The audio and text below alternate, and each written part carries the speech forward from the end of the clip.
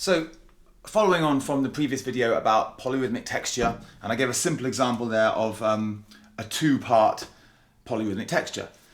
So if you start to have more parts than two, like 4 for example, that throws up some additional difficulties. I'm going to have a little talk today about how you can solve those.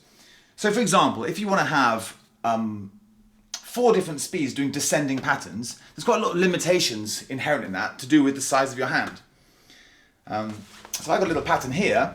If I want to have a descending pattern in my right hand, and I do something like this, I've got no room to have another part because I've got my whole range taken up by this shape here. So I need to keep this range within quite a small range. For example, a little 4-note descending scale like this means I've got all this space left for my thumb to play another part here. So by keeping this part compact, it allows me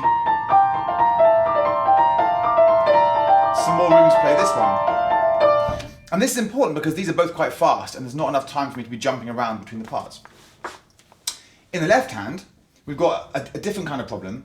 If I play both of these, I've got a descending pattern here and another descending pattern here at a different speed. If I start them both together here, I quickly find an interval that's a bit too big for me to comfortably stretch with one hand. So I need to work out how I can play these two parts without ever having an interval bigger than a tenth. That's pretty cool. So it turns out that if I start on my 10th, which means starting this one half the way down, then none of the intervals ever get bigger than a 10th. If I just start on an octave, then before you know it, they get too big. There, it's too big to stretch. So we start halfway down,